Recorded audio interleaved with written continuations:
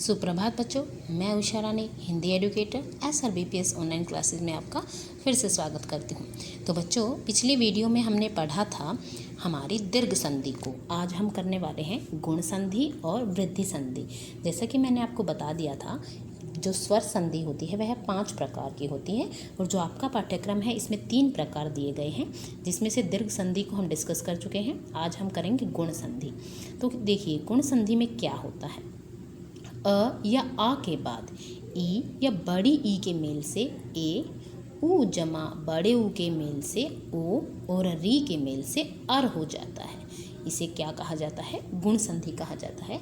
आप यहाँ देखिए, अ जमा आ में जब हम छोटी ई या बड़ी ई का मेल करते हैं तो हमें प्राप्त होता है ए।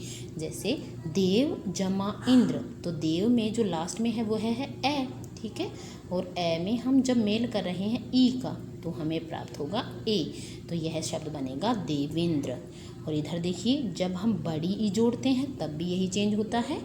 सुर जमा ईश, तो सुर में रै में अ है और यहाँ ईश में बड़ी ई है तो भी हमें ए प्राप्त होता है, सुरेश, ठीक है।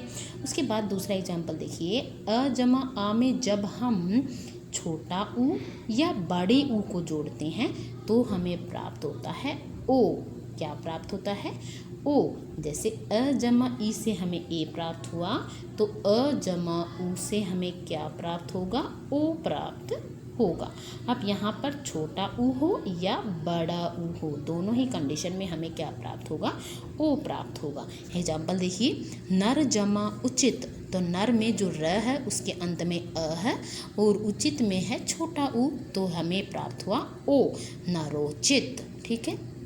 उसके बाद देखिए, आ का मेल भी अगर ऊ से होता है तो भी हमें क्या प्राप्त होता है? ओ प्राप्त होता है। देखिए कैसे, आ का मेल भी अगर हमें किससे जोड़ता है, अगर आ को हम ऊ से जोड़ेंगे तो भी हमें क्या प्राप्त होगा? ओ प्राप्त होगा। जैसे महाजमा उत्सव, क्या प्राप्त हुआ?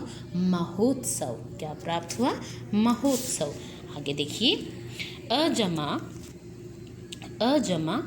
आ जमा किससे मेल होगा? उसका री से मेल होगा तो हमें क्या प्राप्त होगा? देखिए एक बार, अ जमा आ, यानी अ जमा आ का अभिप्राय यहाँ पर है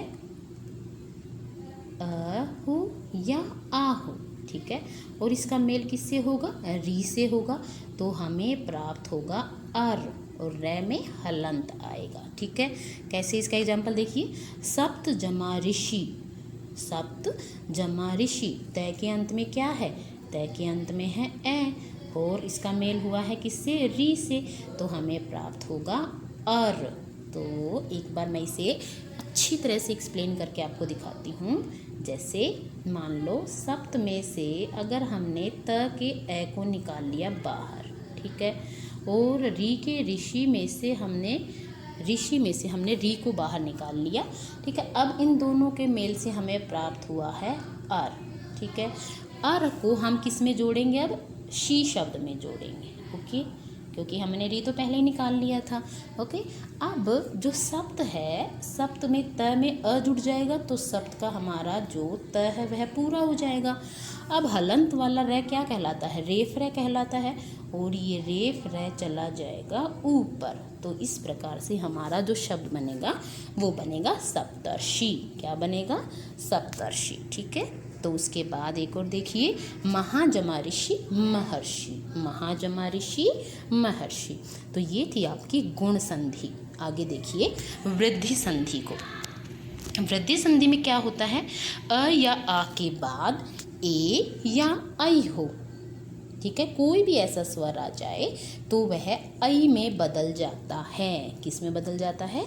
ऐ में बदल जाता है। जैसे अ या आ का मेल किससे हो?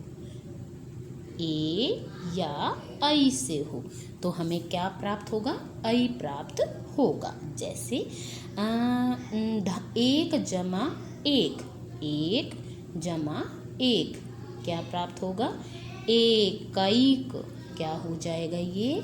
एकैक। हमें ऐ प्राप्त हुआ था ना, तो एकैक हो जाएगा, ठीक है। उसी प्रकार देखिए सदा जमा एव क्या बनेगा, सदैव। क्या बनेगा, सदैव। और दूसरा जो इसका नियम है वह कहता है कि ए जमा ए का मेल या आ का मेल ओ से हो, ठीक है।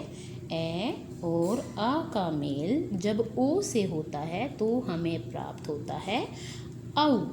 कैसे, एग्जाम्पल देखिए आप, जैसे परम जमा ओज, परम जमा ओज से बना परमौज। परम जमा औषधि से बना परमौषधि। वन जमा औषधि से बना वनौषधि। तो ये थी आपकी वृद्धि संधि। देखिए वृद्धि में क्या होता है, मात्रा में वृद्धि हो जाती है। वृद्धि में क्या होता है, मात्रा में वृद्धि हो जाती है और आपको हमेशा आई और औ प्राप्त होते हैं। तो जहाँ आपको एक संधिस्थ शब्द में आई और औ नजर आते हैं तो वहाँ कौन सी संधि होती है, वृद्धि संधि होती है। तो बच्चों आज हमने पढ़ी गुण संधि, जिसमें हमें ए ओ अर प्राप्त हुए और उसके बाद हमने वृद्धि संधि की जिसमें हमें आई और औ प्राप्त हुए। तो ये था आपका संधि पाठ, जिसमें हमने कर लिया है स्वर संधि के 3 भेदों को, ठीक है। ओके, आई होप आपको अच्छी तरह समझ आया होगा। Okay, bye bye.